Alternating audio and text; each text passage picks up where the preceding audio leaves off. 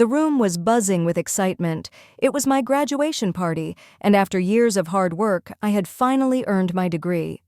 The air was filled with the sounds of laughter, chatter, and the clinking of glasses as family and friends congratulated me.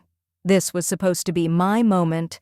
After all the stress, sleepless nights, and sacrifices, I was finally getting the recognition I deserved. But as the night wore on, something happened that I hadn't expected. I saw my mom standing at the edge of the room, chatting with some relatives, her eyes scanning the crowd. I hadn't seen her much during the party, as I had been caught up in conversations with my friends, but now she was looking directly at me with that intense gaze I knew so well. She wasn't smiling. She walked over to me with a serious look on her face, and suddenly, the atmosphere of celebration seemed to dim. My heart skipped a beat. I had known this moment was coming. I had always known that her demands and expectations would find a way to creep into my life at the most inopportune times, and now it seemed like the moment had arrived. "Congrats, honey," she said, her tone almost too casual. "But I'm going to need that paycheck from your first job. I've been waiting for you to finally start contributing to the family." I blinked, not sure if I had heard her right. "What?" "You heard me," she replied, her voice firm now, as if it were the most natural thing in the world. "You've got your degree now, and you know how hard things have been around here. I expect you to start helping out financially. You can start by handing over your paycheck when you get your first job." My stomach dropped, and the room seemed to grow suddenly quiet, as if the laughter and conversation had faded away entirely. She wasn't joking. My mom was actually demanding my paycheck, like I had no say in it, as if all my hard work had been for her benefit too. I stood there for a moment, the weight of her words sinking in. I had worked so hard to get here, to earn a degree that I was proud of, to build a future for myself.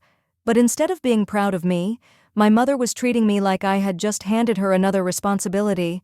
She had always expected me to take care of things for her, to help out. But this was different. This wasn't the support I had envisioned from my family. For a brief moment, I considered giving her what she wanted. After all, I had always complied with her requests before. But something in me snapped. I couldn't do it anymore. I had worked for this moment, and I wasn't going to let her take it away. "You can't be serious, Mom," I finally managed to say, my voice steady but filled with disbelief.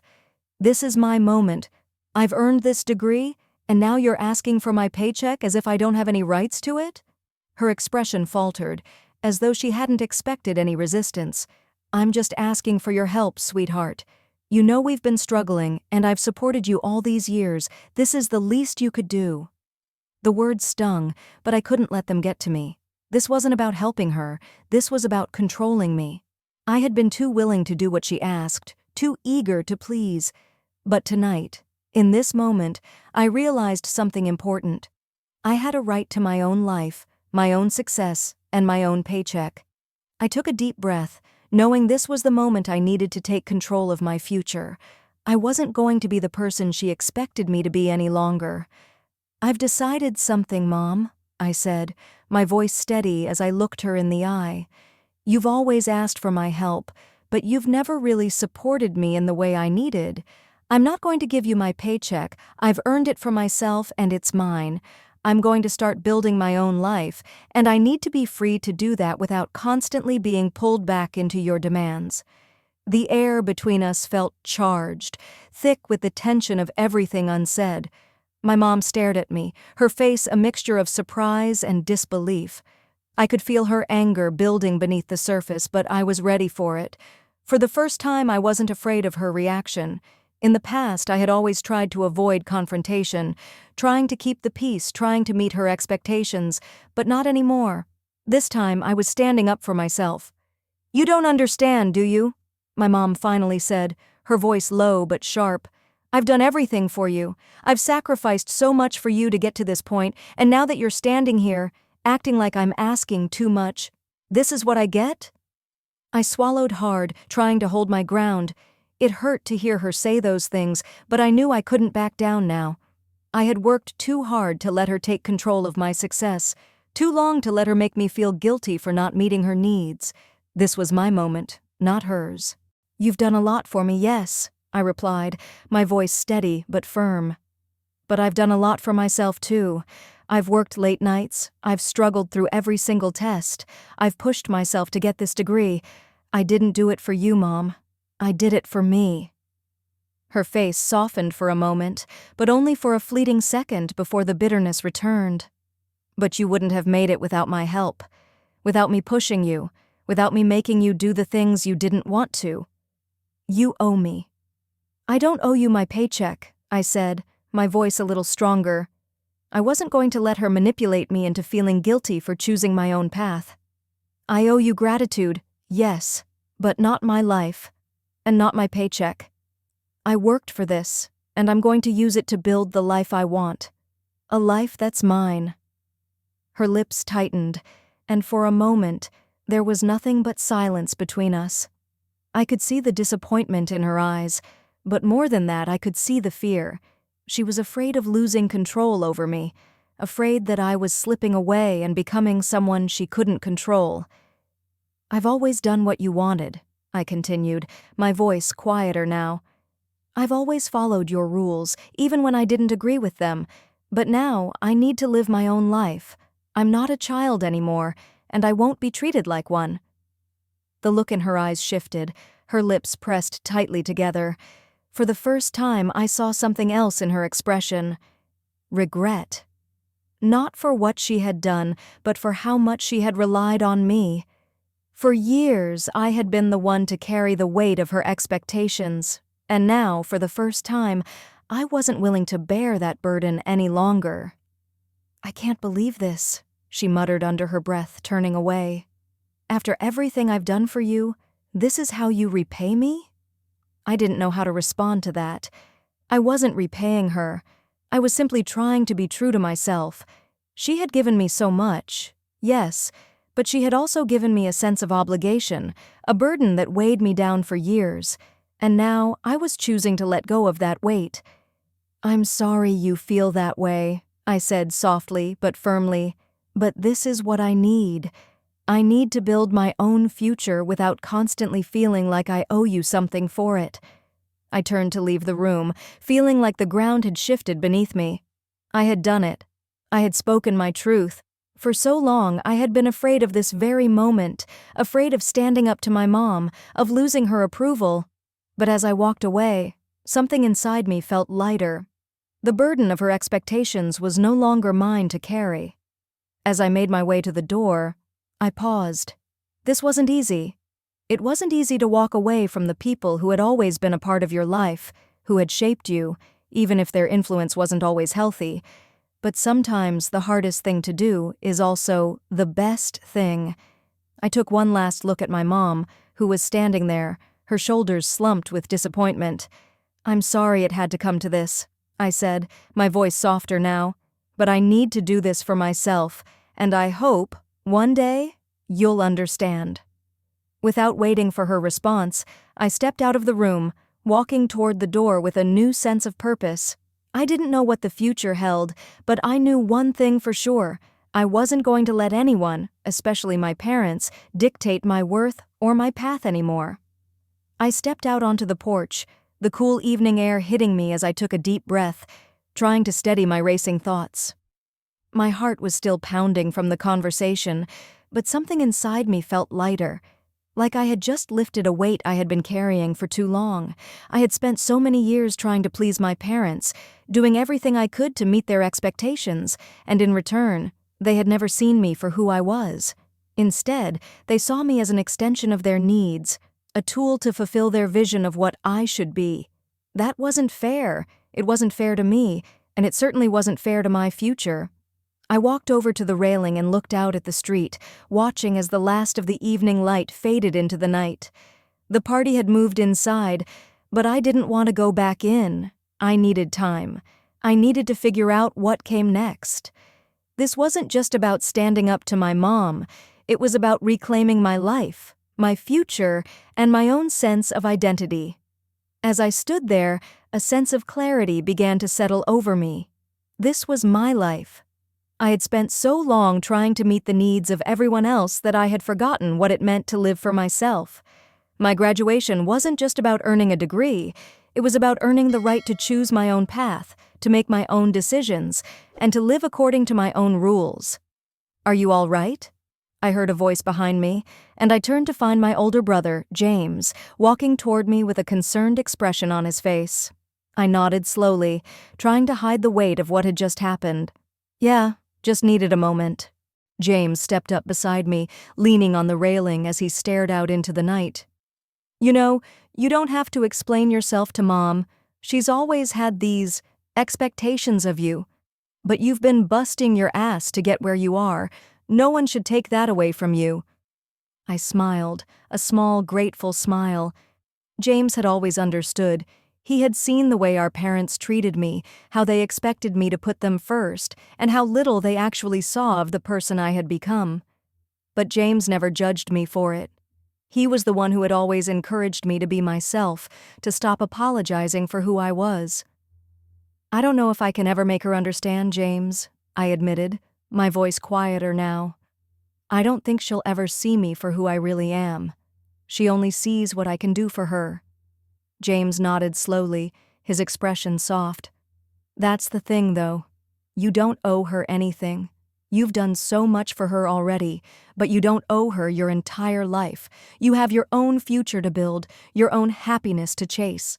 I looked at him, feeling the weight of his words sink in. I didn't owe anyone my future, especially not my parents. For so long, I had been afraid to step out of their shadow, afraid of the fallout if I didn't meet their expectations. But now, for the first time, I was beginning to understand that my future was mine to shape. "I'm scared, though," I confessed, the words slipping out before I could stop them. "I'm scared that if I do this, if I take control of my life, they'll stop loving me, or they'll think I'm ungrateful." James turned to face me fully, his gaze unwavering. "I know it's hard, but if they truly love you, they'll understand. And if they don't, then that's on them, not you. You have to do what's right for you, even if it means disappointing them, because at the end of the day, you're the one who has to live your life." His words struck a chord in me. He was right. I had spent my entire life trying to avoid disappointing my parents, but at what cost? I had spent so much time trying to live up to their standards that I had almost lost myself in the process. I couldn't keep living like that anymore. I turned to James, feeling a sense of clarity wash over me. "Thank you," I said, my voice filled with emotion. I needed to hear that. I needed to hear that I can be myself and still be loved. "You don't have to thank me," James replied with a smile. "Just remember that you're not alone in this. You've got me, you've got others who support you, and most importantly, you've got yourself." We stood there for a moment, the quiet of the evening settling around us. It wasn't perfect, and I still had a long road ahead of me, but for the first time in a long time, I felt like I was on the right path. I had taken control of my life. I had spoken my truth, and I was no longer going to let my parents, or anyone, decide my worth. As I turned to head back inside, I felt a sense of peace settle over me. This wasn't the end. It was only the beginning. A new chapter of my life was starting, one where I would make my own choices, chase my own dreams, and live my own life, free from the weight of everyone else's expectations. The days following that Thanksgiving night were a whirlwind of emotions. My decision to stop trying to meet my parents' expectations had set a chain of events into motion. The family dynamic had shifted. There were moments of tension, moments of silence, but there were also moments of understanding. Slowly, my parents began to process what had happened. My mom didn't reach out immediately, but after a few days, I received a text from her. "I'm sorry for what I said. I didn't realize how much pressure I was putting on you. I've always wanted the best for you, but I never stopped to think about what you wanted. I understand now. I love you." I stared at the message for a moment, the words sinking in. I had spent years waiting for something like this, but when it came, it didn't feel like the weight had been lifted. It was a start, a small shift in the right direction, but I wasn't going to fall for the same patterns again. Forgiveness takes time, and I knew it would take time for things to heal. But for the first time, I didn't feel obligated to rush into forgiveness.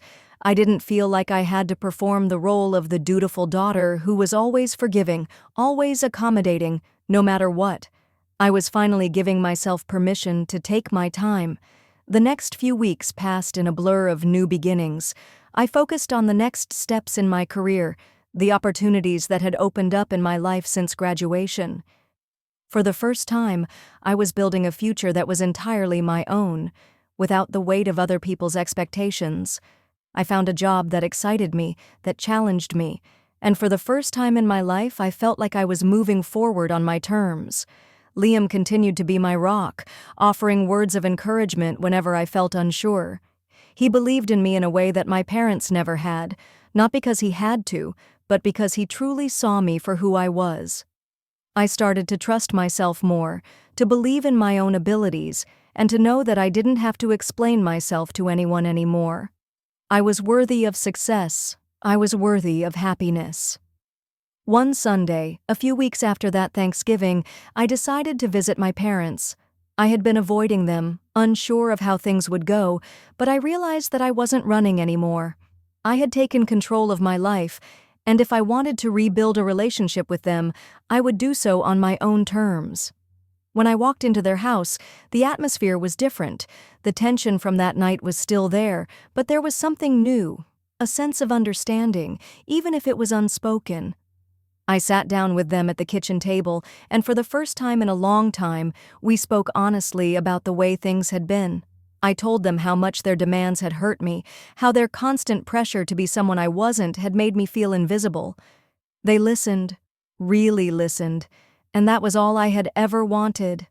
Acknowledgement. "I'm sorry," my mom said, her voice cracking slightly. "I didn't realize how much pressure I was putting on you. I love you, but I've been so focused on what I thought was best for you that I never asked what you needed. I'm sorry for that." I could see the sincerity in her eyes, and for the first time, I believed her. But I also knew that it wasn't going to be a quick fix. Healing takes time, and it would take time for me to fully forgive and trust again.